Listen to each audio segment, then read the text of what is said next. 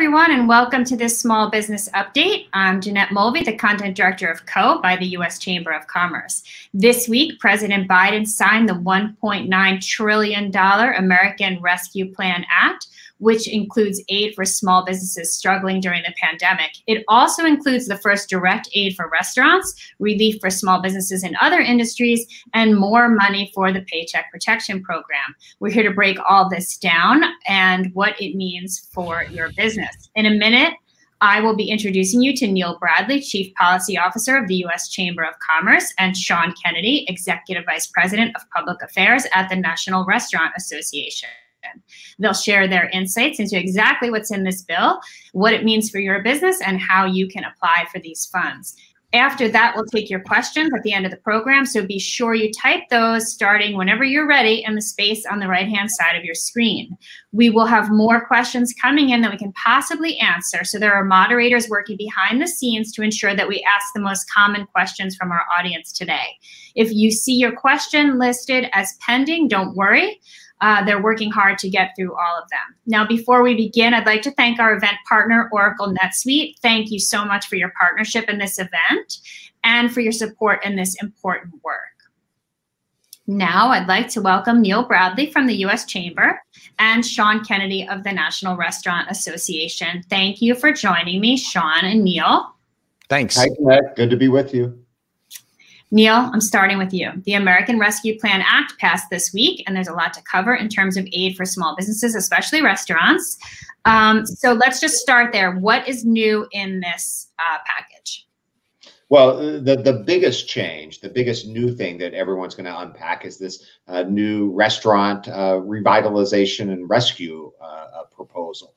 It's brand new. It doesn't build off what was done before. And that's why we're so lucky to be joined by Sean, who can help us dive in and unpack how those in the restaurant industry can take advantage of this. Of course, Congress wouldn't be Congress if it also didn't change things that we already knew. And they did that here with the shuttered venue program, new changes there, new changes to one of my favorites, the employee retention tax credit. And of course, lots of news on PPP. Okay, so we're going to break all that down later. So for anybody who was like, wow, that was a lot, don't worry, we're coming back to that. Sean, coming to you. So let's talk about this restaurant relief. We know restaurants have been hit hard, terribly hard. This is the first stimulus specifically for restaurants, and restaurants are going to have tons of questions. So first, just tell us some details about what the restaurant portion of this stimulus is, and then I'm going to ask you questions about like how are restaurants going to actually get this money? Got it. Number one, thanks to the Chamber and thanks to CEO for having me today. The restaurant industry, no industry has lost more jobs and more revenue than restaurants. By our estimates, we have lost $250 billion in revenue from the beginning of the pandemic, which is we're almost at the exact 1 year mark of the beginning of indoor dining shutdowns. But $150 billion from March until January through January of this year. 110,000 restaurants have been closed. We've had some wins along the way. We've gotten things like PPP, which has specifically carved out additional funds and additional access for the restaurant industry. But our goal has always been an industry-specific solution, and the passage of the Restaurant Revitalization Fund is a big step towards that. It's $28.6 billion.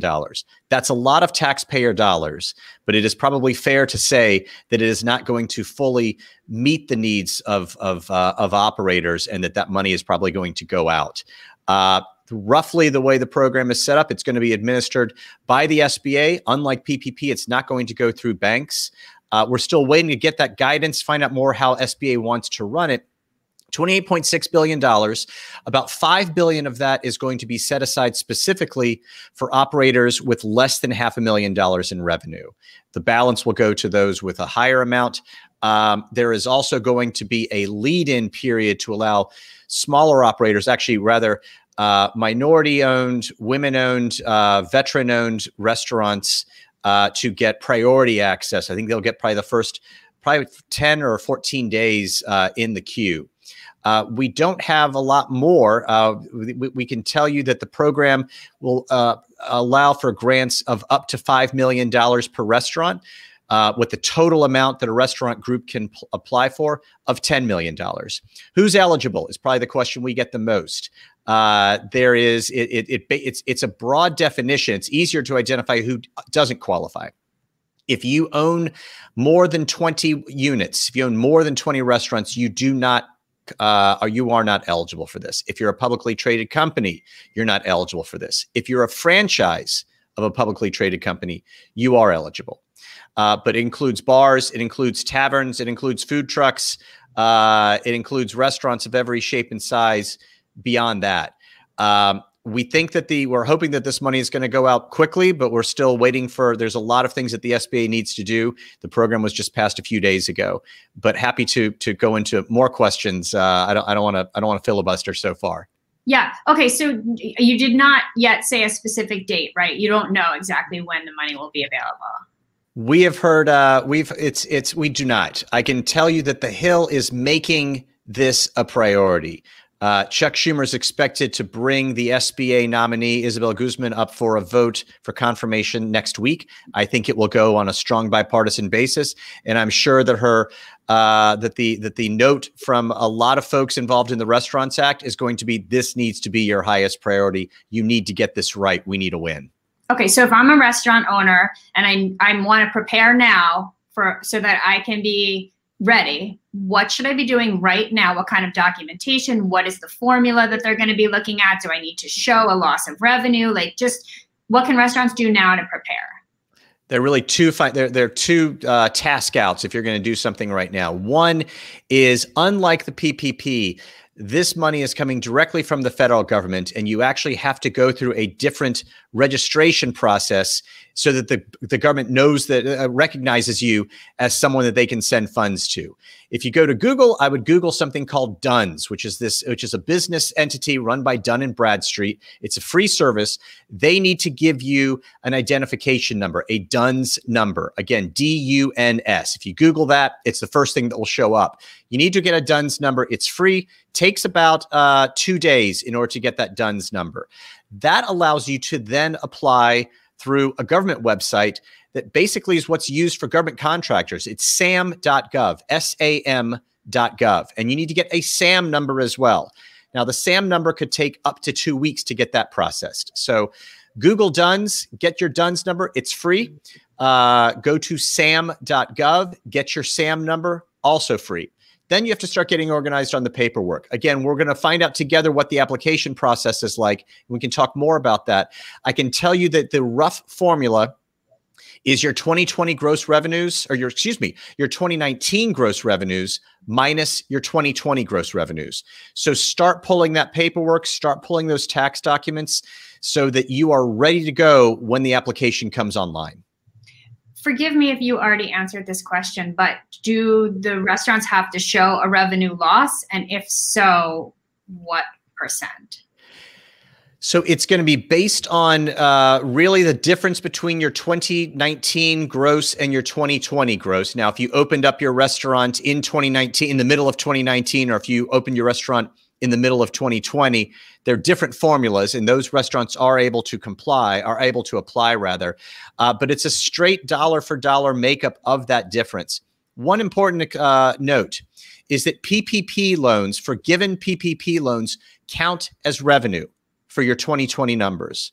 So if you received a $1 million PPP loan in 2020, you're going to need to increase that. That needs to be reflected on your revenue loss, on what your revenues were for the year.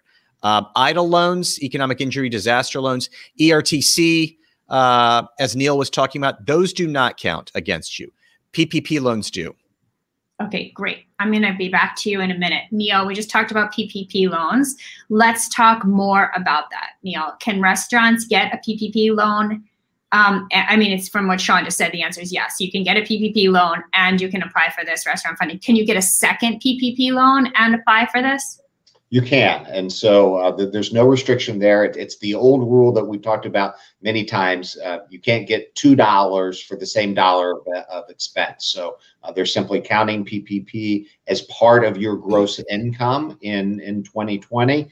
That will help impact how much you can get out of this restaurant program. But unlike some of the other things that we've seen in the past, where the government said, if you take advantage of this program, you can't take advantage of PPP. That's not the case here. In fact, I know we're going to talk about the shuttered venue grants program here in a second. Congress actually just removed the prohibition about taking both a shuttered venue grant and a PPP loan. Now people can do both. So the general rule is you can take advantage of all these programs. You just can't take advantage of them for the same dollar of expense or the same dollar of loss. Yeah, I was going to ask you about the shuttered venue grant in a second, but I first want to ask you, Neil, one more question about PPP loans, and then Sean, actually, I'm going to ask you the same question. If I owned a restaurant today and I could get a PPP loan, or I could wait and get this restaurant funding, like, how would you advise me? Is there any benefit in me waiting? Because this funding is not, you don't have to pay it back, right? But the PPP loan, you could potentially have to pay it back if you didn't meet the requirements for forgiveness. So Neil, I'll start with you, and then Sean, I'll come to you. Any advice just on how to navigate that decision? My advice would be, if you're eligible for a PPP loan or a second draw PPP loan, go get your application in. Remember, the PPP program shuts down, absent Congress extending it, which we do expect them to do. We've got our fingers crossed. We're working hard on it. It will shut down at the end of the month as currently scheduled. If that were to occur, you need to get that application in now. There's no reason not to take advantage of both programs. Because if you're using your PPP right, you're going to get that 100% loan forgiveness. And so you're not hurting yourself there with the restaurant revitalization grant either. Great. Sean, what are your thoughts on that, on restaurants choosing or doing both? Neil got it right, of course. I would add to it that $28.6 billion is going to go pretty quickly. None of us know how this process is going to work. So far, restaurants and hotels have used the PPP program to the tune of about $72 billion. We all know that PPP is not always the perfect program, particularly for restaurants. We've worked really hard to make changes and allow for a more flexible use of those funds to ensure that they could be forgiven. As you know, Jeanette, it is the PPP is a forgivable loan. You have to prove that that it should be forgiven. And the Restaurant Revitalization Fund is a flat out grant. The grant can be used for basically virtually any operating expense. So for an operator, a restaurant owner that gets that RRF, it's going to be much easier for them to inject that money into their restaurant, keep their doors open, and keep their employees on payroll. But it goes back to Neil's point. If you can get access, if you can make PPP work for you, you should be absolutely taking advantage of it. Those funds are available now. It's a program that we know how it works. The RRF is going to be vital. I do think that money is going to go. We're probably going to be back after Congress to look for more money to go into the program. But trying to game the system or time the system is probably not the best idea for a restaurant operator if you're struggling financially right now. Right. Okay. Before you go, Sean, I want to ask you about the shuttered venue operator grant. I know that's not entirely your world, but I know there's some frustration that that program was announced and yet it's not open yet and people can't apply. So just what would you say to restaurants if they're having a similar concern that that's going to happen with this program? Look, the Small Business Administration's mission is to loan money. They're not designed to do grants. The shuttered venue program, which we support, is very necessary, but it is a completely new world for the SBA. And understandably, in the middle of a transition in the middle of a presidential transition and amidst a really large mandate, they are doing their level best, in our view, to create an application program, to create an IT system to administer this in a big way. Where I take some hope is that the programs are pretty similar. It's the grant, the application process is going to be different, but the fundamental program of a grant making up for lost revenue is very similar to what the Restaurant Revitalization Fund is going to be. So we have every expectation that SBA is going to use that application process, that back-end IT system.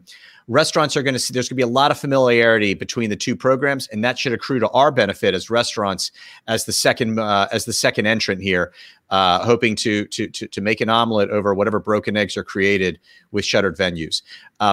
When will the application be out? When will the money be out the door? I've heard members of Congress say it'll be weeks, not months. I've been a little more cautious and said months, not weeks.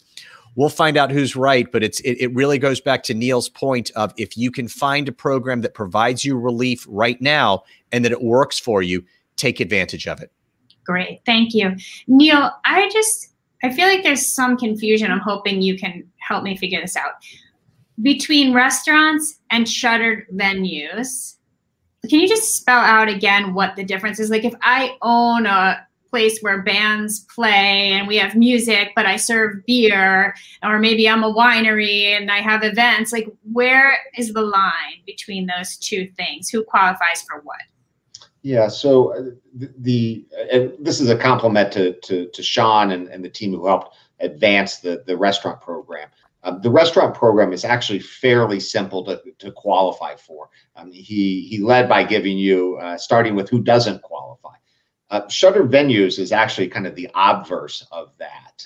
In fact, I was on the SBA's website this morning. It's a 5-page checklist of the things that you have to gather to demonstrate your eligibility for shuttered venues. But I'll give you the top line of those 5 pages. The top line is that shuttered venues is really about businesses who have a performance or show a performance and charge people through ticket sales to attend that performance. And so if that is the core of your business, if you are earning the majority of your revenue from ticket sales for paid performers or ticket sales for an independent movie theater for screening movies, or ticket sales to go to a museum and tour the museum, then you may be eligible for the shuttered venue.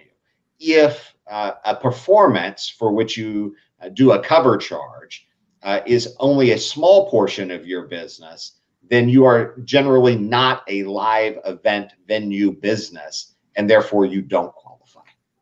Great. Okay, thank you.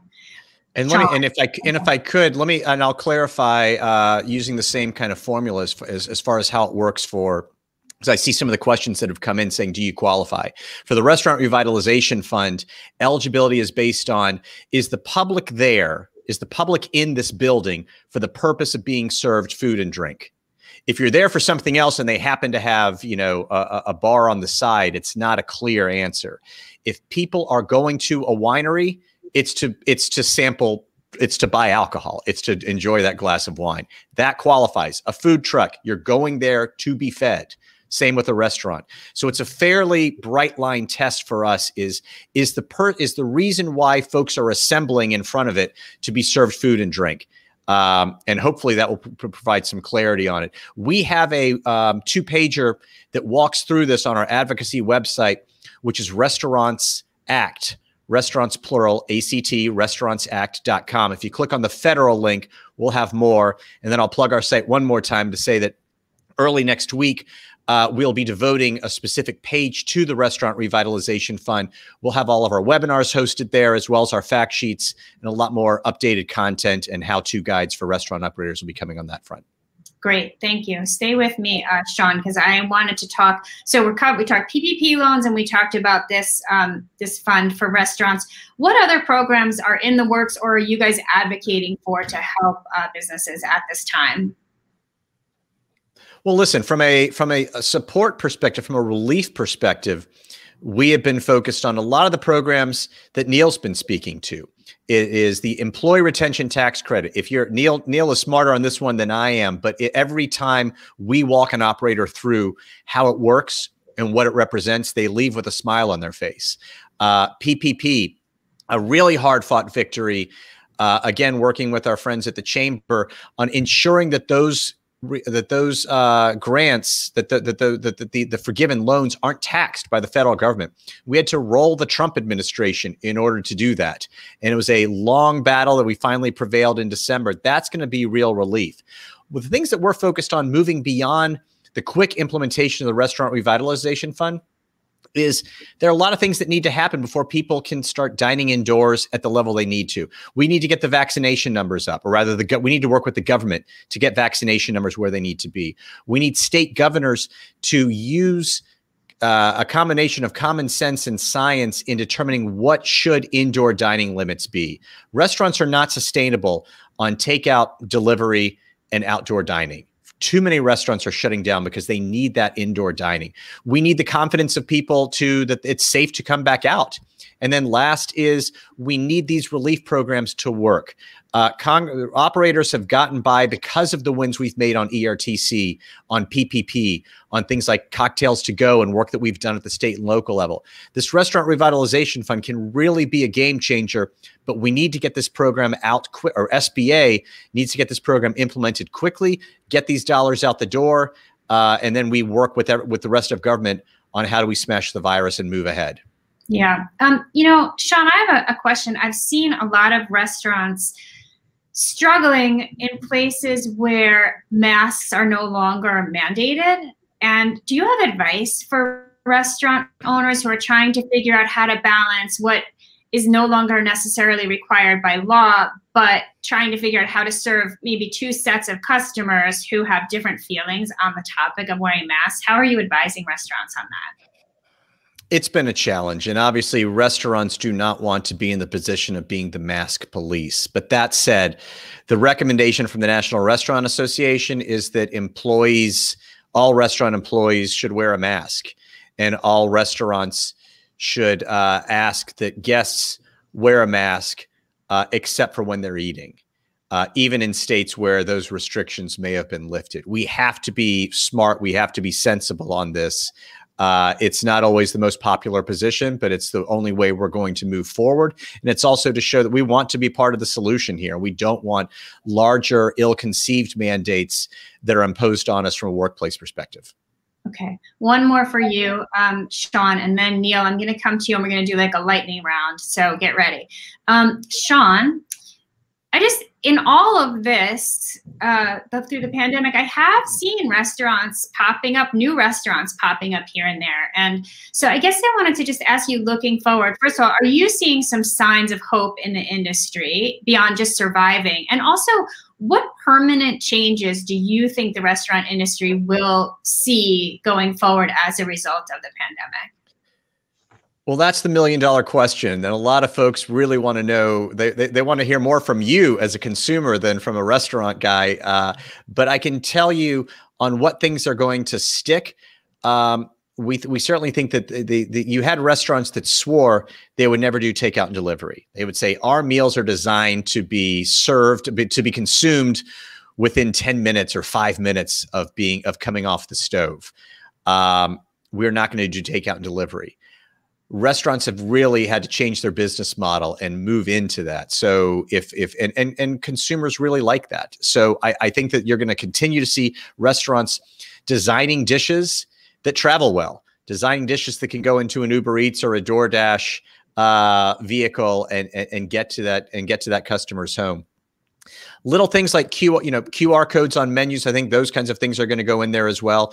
Last, it's really brought about a lot of restaurants are sort of simplifying their menu. They need to, restaurants only make about 5 to 6% profit margin, and that's with a full house every night. What a lot of restaurant operators have done is simplify their menus, streamline them, maybe reduce some of the ingredients, so you have the same great taste, but you can get some revenue off of it.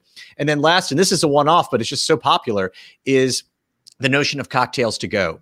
Right now, in most states, if you get that Tex-Mex meal, you can't get your favorite margarita as part of your takeout order. We, the National Restaurant Association, and our state partners worked in every state and got a temporary reprieve that allowed restaurants to offer that perfect margarita, which is a much higher profit margin and has been 20% of profits or revenue rather for some restaurants. We're now working to make that permanent. Again, it's not sexy. It's not $28.6 billion, but it's little wins. It's little base hits that we're going to continue pressing for that all together are going to mean something for this industry.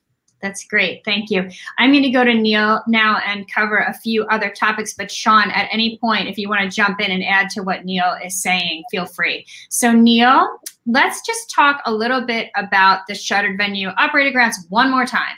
Do we have any idea when that is actually going to be a thing people can apply for? No, I mean, if you go to the SBA website right now, it'll say we're not yet ready to accept applications. I'll give them credit. I mentioned earlier this 5-page checklist. They do have a number of those pre-application steps that an intended applicant can do. And so there's a lot of things that you can be getting ready right now if you're going to apply for one of the shuttered venue grants. But we still don't have a firm date in which the program is going to be open. I want to mention one thing about this, though, because one of the great concerns we heard from a lot of folks who were intending to apply for a shuttered venue grant is this restriction that you had to choose between the shuttered venue grant and a new PPP loan. And that with the PPP deadline approaching, what happens if you missed out? Congress changed that. You can apply for a PPP loan right now, including a second draw PPP loan, and still apply for a shuttered venue grant once the program is open. So that restriction has gone away. If you were waiting, deciding what to do, don't wait any longer. Apply for the PPP and get your forms ready to apply for the shuttered venue. Do we know what the maximum amount of a shuttered venue grant is? It's based on about 45% of your gross receipts and losses. And I think it's a maximum. I think it was a maximum of up to $10 million. Okay. John, does that strike you right? I believe so. Yes. Yeah. Great. EIDL loans. I've lost complete track of EIDL loans. Are they still available? EIDL loans are still available. You can still apply for that loan. This is the economic injury disaster loan. You apply for that through the SBA. So remember, PPP, you go to your private lender, bank, credit union.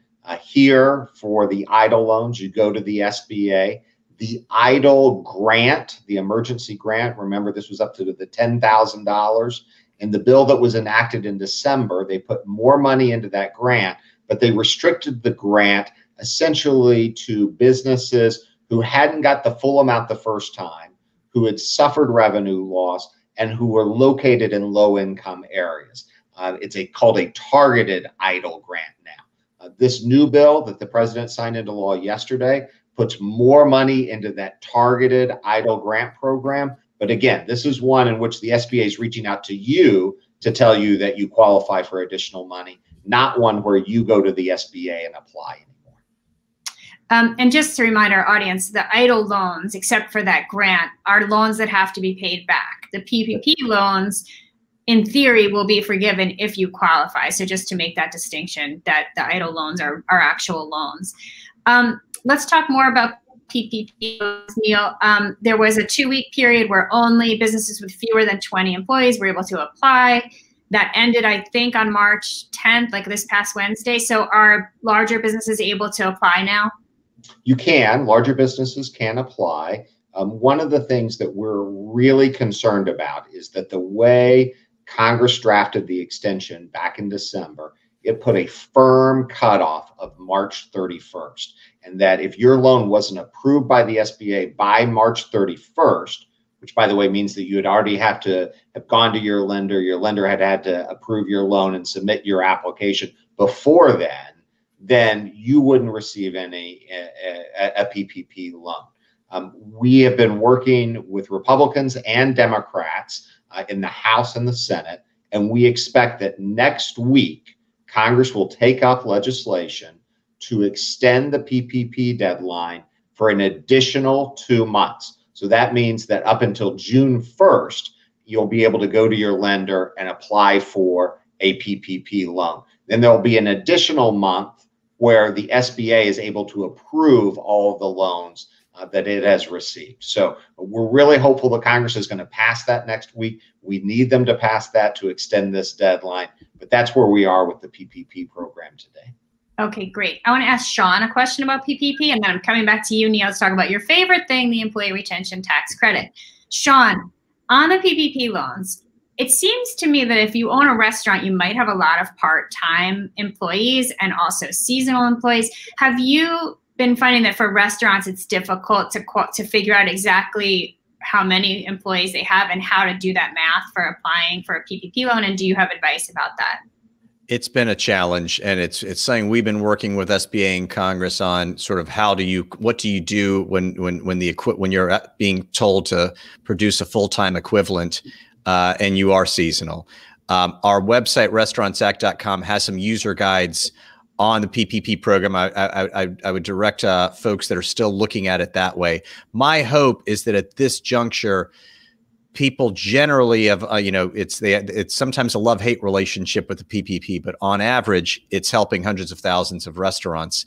But our hope is that folks are familiar enough with it that they sort of understand at least the contours of how they can use it, and will work on a solution that's best for them and their businesses.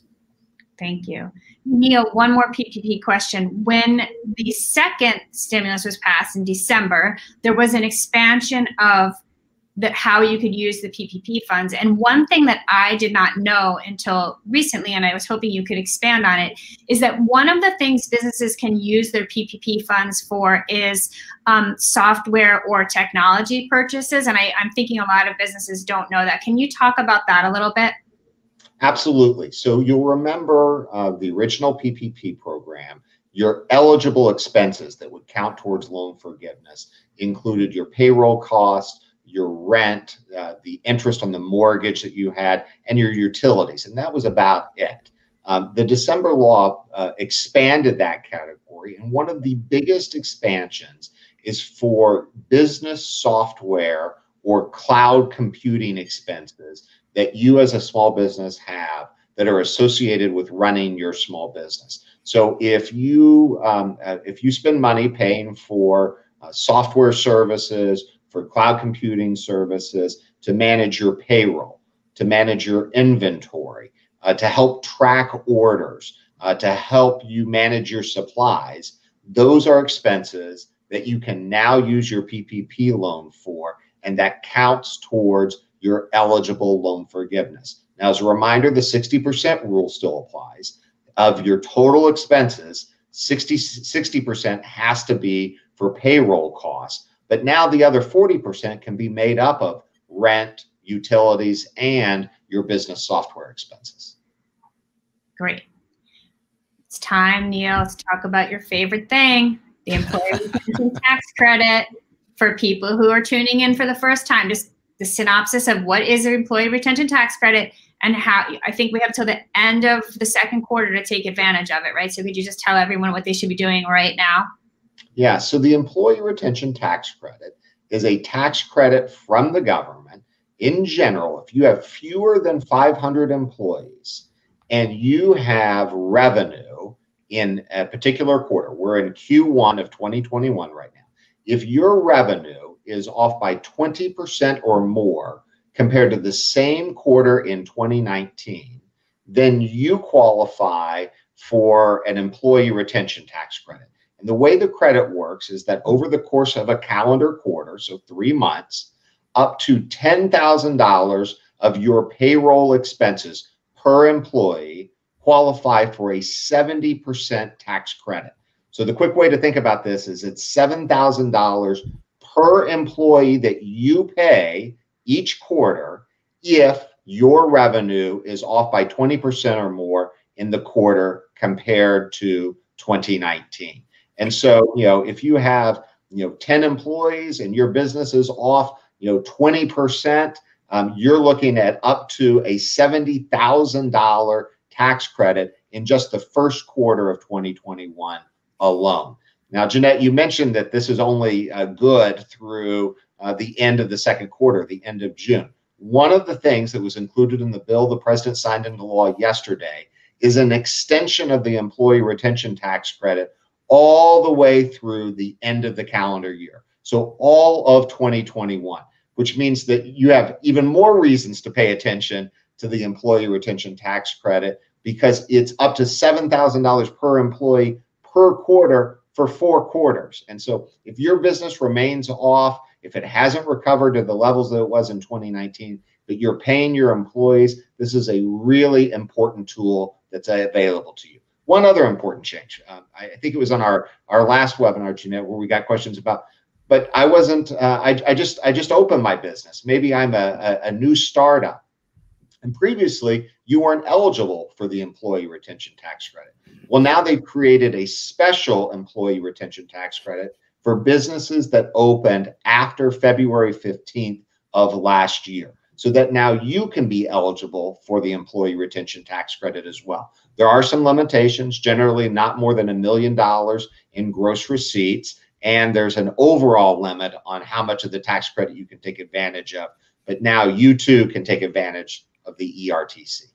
Great. And just for people who don't know how to actually apply for it, this is something you need to work with your accountant and your payroll company on.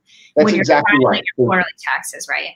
So this is exactly right. This is administered through the IRS, and every business owner who's tuning in will know you have to remit your payroll taxes that you submit on behalf of your employees, your Social Security, your Medicare payroll taxes. This tax credit applies against those payroll taxes that you remit as the employer. Here's the important thing though. If the tax credit that you're eligible for is greater than the payroll taxes that you are going to remit, the IRS sends you a check for the difference. So it is fully refundable. Now, how to take advantage of it? Whoever does your payroll work, if you use a third-party payroll processor, you want to be talking to them. If you have a bookkeeper who's managing your payroll work, you want to work with them. If you're doing it yourself, you're going to want to follow the guidance either that we've provided at U.S. Chamber or Co., or go to the IRS website. You can simply Google IRS Employee Retention Tax Credit to get the forms to be able to take advantage of this employee retention tax credit, and up to $7,000 per employee. Great. And I'm going to give, and if I could give a shout out to Neil's work, because the expansion and the enhancement of the employee retention tax credit in 2020, and it was even extended in the American Rescue Plan, it's going to be absolutely vital. And again, it's not as easy, obviously, as this grant program hopefully will be, but it's one that folks really need to invest some time and talk to an accountant on. But it has become such an important tool because of the work of the National Restaurant Association. But under Neil's steady hand, we think it's going to be a great tool for recovery for restaurants. Thank you, Sean.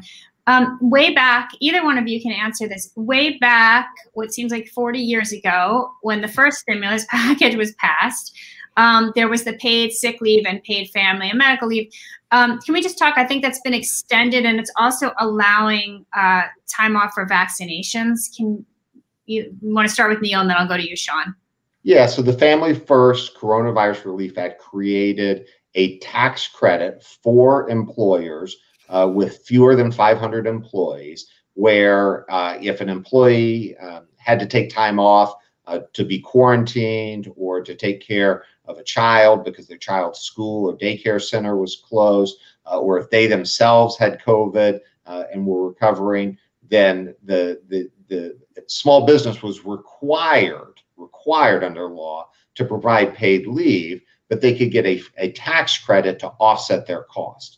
The mandate to provide paid leave has gone away, but the tax credit remains. And so as a small business, if you're providing paid time off because an employee needs to quarantine or they themselves have COVID, or importantly now, if you're giving them paid time off to go get vaccinated, you can get reimbursed part of that paid time off through this federal tax credit. Great. Sean, did you want to add to that? I can't add anything to that one. Great answer. Okay. I think we need to go to the audience Q&A. I'm going to bunch a whole bunch of questions together for you guys. I'll start with you, Neil, and then I'll come to you. I'm getting a lot of people who are saying, basically, if I own a business that either serves a restaurant or depends on a restaurant or is some way tied to the restaurant industry, do I qualify for this funding? Yeah, I want Sean to jump in here as well, but the general answer is no. It's a program for restaurants. As Sean described it earlier, it's a place where you go to consume food or beverage, and they're selling you that food or beverage. So there's obviously lots of businesses out there who support the restaurant industry, who are suppliers, for example. You don't qualify under this, but you do qualify, remember, if you're a small business, under the PPP program. You do qualify for that employee retention tax credit. You just don't apply. You just don't qualify for this specific restaurant program.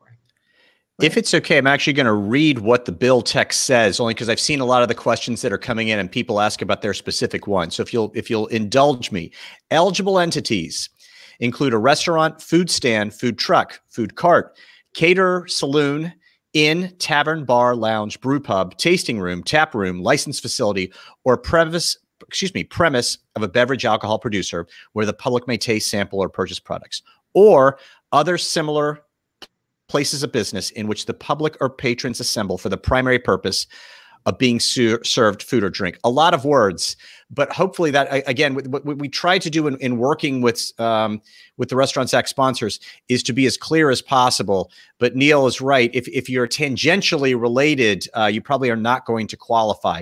But this list is pretty exhaustive, and hopefully it will cover most of the folks who are dialing in, who are on this call today. I know you thought that was going to get you out of me asking you specifics, but you were wrong. So though it was fascinating and very useful, I still have a few specific ones. So basically, if I'm like a food manufacturer supplying a restaurant, I don't qualify, right? That's correct. You're not selling food. What about private to club? The public, rather. It's like a country club. I saw that. I saw that question, and I don't know. Neil, what do you think? I actually think that it probably would qualify, but we'll follow up on that front. Yeah, I suspect this is one where we're going to get some guidance out of the SBA on this, and there's probably going to be, we'll have to see. I could easily see them putting restrictions on that if it's a membership organization where you're paying dues, that you might not, but we'll see. Say no.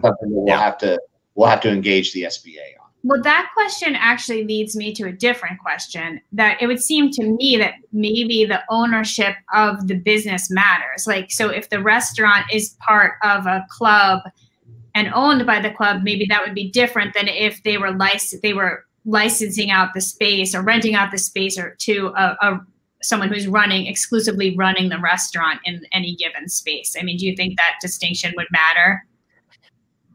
I think that's exactly where Neil's point of once you start getting into the ownership structure and is it a restaurant or is it a club, and are people, can people come in off the street or do you have to be a member? This is the kind of gray area that the legislation just doesn't address. And much like a lot of the PPP items, we all would live and die by SBA guidance being released on a Friday night at 10 p.m. I suspect we're going to get more of that. One thing that we're doing on the National Restaurant Association side is working with SBA to give them these kinds of questions early on, so that when they put out an FAQ document, they can cover as much ground as possible, provide as much certainty to businesses and operators so they know definitively, are they in, are they out, and what are the next steps. Great. Sean, did you guys specify, are there limitations on how you can spend this restaurant money? Because I'm getting a lot of questions about, can I use it to buy a restaurant? Can I use it to expand my restaurant or buy equipment? So I'm gonna read it so I get it correct here. Funds must be spent on payroll, principal or interest on mortgage obligations, rent, utilities, maintenance, including construction to accommodate outdoor seating, supplies, including PPE, normal food and beverage inventory, certain covered supplier costs, operational expenses, paid sick leave, and any other expenses that SBA determines to be essential to maintaining operations. The goal of this is to cover the day-to-day functions of operating your restaurant, with sort of one exception, which is if you need to transition your restaurant and do more for outdoor seating, that qualifies.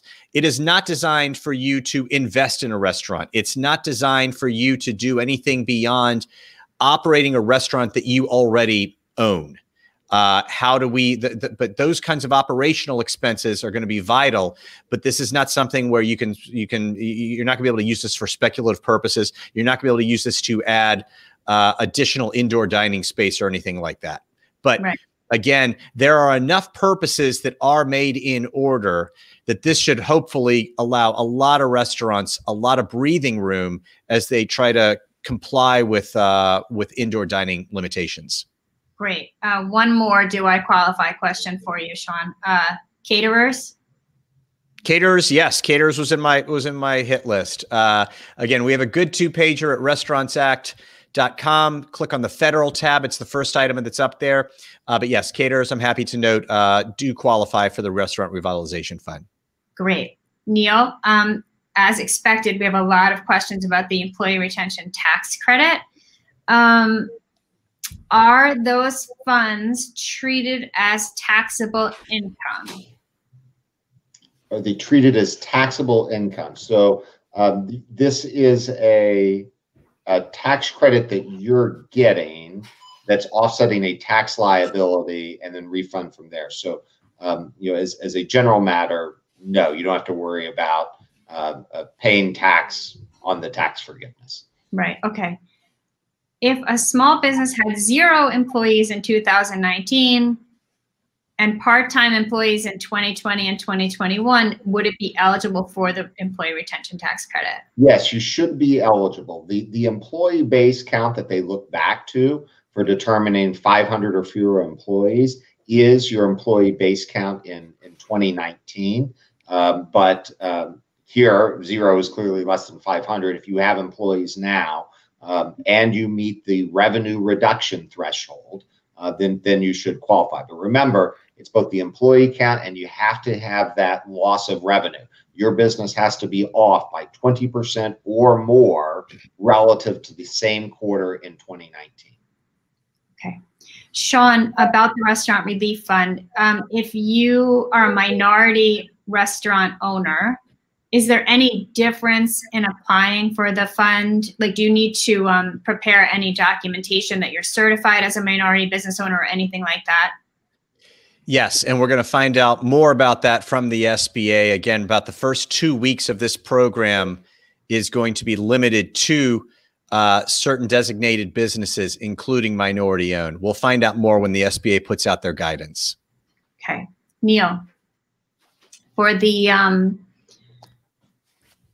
paid time off for employees to get vaccinated, do we know if the employee gets vaccinated and then is sick for a few days, if that would cover that as well?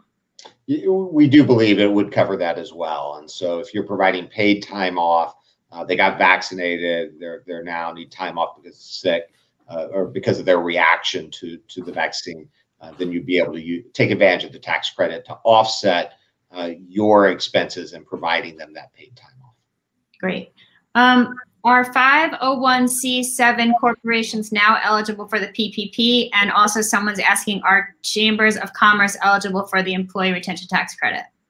So on the first, they did, as part of this bill, they did expand the list of 501c organizations that are eligible. It used to be 501c3s. And then we successfully got expansion into 501c6s in the December bill. They've now expanded it to other 501c organizations. There are some limits, both in employee headcount. There are limits on how much you can spend in lobbying expenses or how much you can earn or take in for lobbying purposes. And so those restrictions apply. But generally, they have opened up the program beyond just the C3s and the C6s. With respect to the employee retention tax credit, there are special rules for nonprofits. And so the rules are a little different. All the rules I've talked about today are really focused on for-profit entities. The rules on nonprofits are a little bit more complicated. Okay. For both of you, we get a lot of questions about people asking about their specific industry. So to the extent that you guys know, are there just other programs out there that are in the works or existing already for specific industries such as hotels, gyms, franchise owners, real estate firms? It's just like people are very curious for their own specific industry, if there's anything like this dedicated restaurant program coming for them. Yeah, my advice would be I wouldn't bet on Congress coming through with more specific industry specific programs. To Sean's credit, they thought really it took a year. I know he's been working on it. We've been working on getting this done for a year. And restaurants were, far and away one of the hardest hit sectors, if not the hardest hit sector in the pandemic. And so, never say what Congress will never do. I learned that a long time ago. So it doesn't mean that there wouldn't be an industry specific program along the lines, but I don't think anyone can rely on that. I think if you don't qualify for the shuttered venue, if you don't qualify for the restaurant revitalization grants that we've talked about today, you really ought to focus on the things that you would qualify for: the Paycheck Protection Program, the idle loans, the employee retention tax credit, because that's going to be your best avenue to take advantage of these resources. And some of these resources will be closing down over the next several months. And so if you don't take advantage of them now, you risk being left out and not being able to take advantage of them at all. Okay. Sean, people are asking, if your restaurant closed, could you apply for this just to pay? I assume what they're asking is to pay debt that you incurred during the pandemic.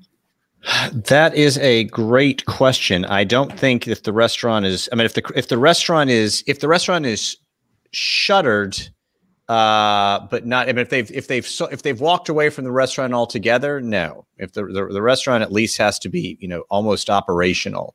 Whether or not it can be used beyond that, I will have to follow up on. But I don't think we have good clarity on how that would apply yet. Right. And actually, as I reread this, sorry, Neil, as I reread this question, they might just be shuttered for now. So I'm not sure that they actually are out of business. Yeah. When you think about the eligible expenses that Sean walked us through earlier, right? So you have to be an ongoing concern incurring those expenses. So it may be that you shut down and you're reopening and you're going to have those expenses, or that, you've closed down to, you're doing one night a week or 2 days or something like that, and you want to get back open fully, and you're going to have a lot of new expenses. That's great. That's what it's encouraging to. But, if you've turned the business over, if you've closed it down completely, if it's gone, I think it's really difficult to take advantage of any of these programs. These programs are designed to keep, including PPP, retention tax credit, restaurant. They're designed to keep businesses open, not to compensate for businesses that have already closed. Great.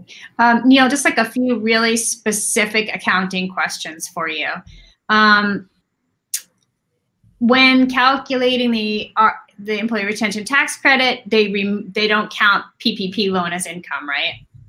So it's not a question of income. It's back to our principle of you can't get $2 for $1 of expense. So if you have a PPP loan, you're going to keep track of the payroll that you pay with that PPP loan.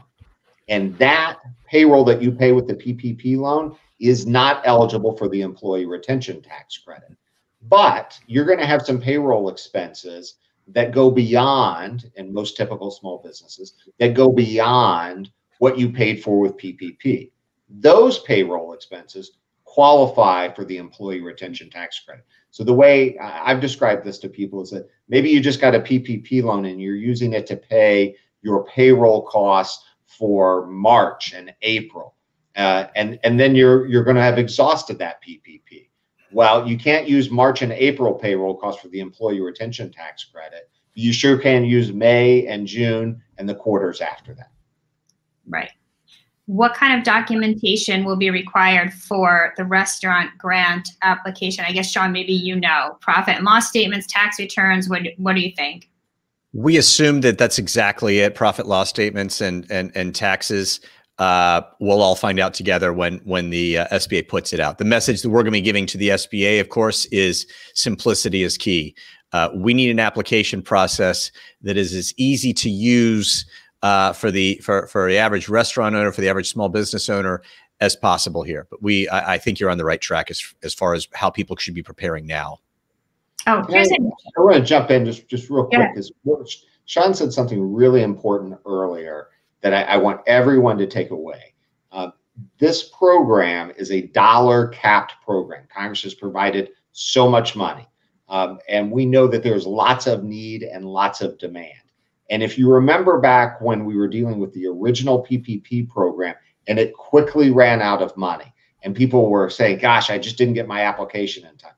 You don't want that to be the case with you with respect to the restaurant program.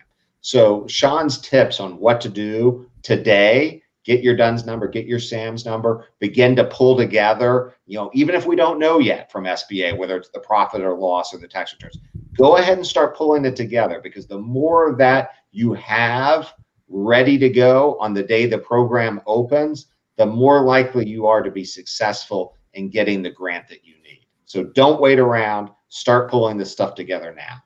Great. Sean, this person asks, is the restaurant revitalization program a grant or a forgivable loan? I guess the distinction being, do you have to go through a forgiveness process like you do with the PPP? It's a full grant. And as long as you can demonstrate that you're using the fund, as long as you can signing a statement about how you're using the funds, again, our fact sheet lists what eligible uses, how you can spend that money, but it's a cash grant. Okay. Neil, I have one more for you before I go to Sean to wrap up. Can tax preparation, CPA firms doing tax preparation be considered an allowable expense under the PPP 40% expense portion? So the small business is probably, they're paying an accounting service, but it's not software related. I don't know that you'd be able to do that under the definition. I actually have the definition right here. Yeah, it's business software cloud computing services. So I think it would be difficult if it's other services that you're paying for that to qualify. One more, Neil. I think I know the answer, but I'm going to have you confirm the family leave tax credit. Is that a tax credit to income taxes or to payroll taxes? To payroll taxes. So yeah. Almost all of these tax credits that we've talked about are tax credits that are applied against the payroll taxes that employers remit. But that brings up a question. We only have a couple of minutes. If you're doing the family leave tax credit and the employee retention tax credit, you probably can't double dip, right? So these would be for the same expense, but you can remember, because both are refundable. Because both are refundable, you will, let's make this simple. Let's say you have $100 in payroll taxes that you're going to remit, and you have $50 in family first tax credits and $100 in employee retention tax credits. So $100 of tax liability, but collectively $150 in tax credits. The government's going to send you $50. And so you can't claim the tax credit for the same expense twice, but you can stack up these things so that you get the full refund that's due to you. Got it. Sean, we have like 1 minute, and I want you to this is a lot of information, and I know people have lots more questions. So just take a minute and tell us where they can come to your website, because you have a lot more restaurant-specific resources. Just tell them where they can go. Restaurantsact.com. We're going to have, if you click on the federal tab, you'll see our two-pager on the Restaurant Revitalization Fund. By early next week, we're going to be redoing the site and doing a complete page just on Restaurant Revitalization Fund, telling restaurant owners what they need to know. It's as Neil said, there's a lot of space to navigate. SBA's got a lot that they really need to nail the dismount here, and we'll be keeping up and providing as much information and webinars as we can. Thank you. Thank you both so much. We are out of time. I really appreciate you both joining me. Thank you also to our sponsor, Oracle NetSuite, for helping us bring you this program today. For more insight from Neil and Sean, you can check out the resources on the bottom of this page on Co. And we have tons of articles on stimulus package and how to navigate through this and come out better on the other side. To the audience, I want to say thank you so much for joining me today. It was great to have you here, and we will see you when we do our next small business update. Thanks so much. Take care, everyone.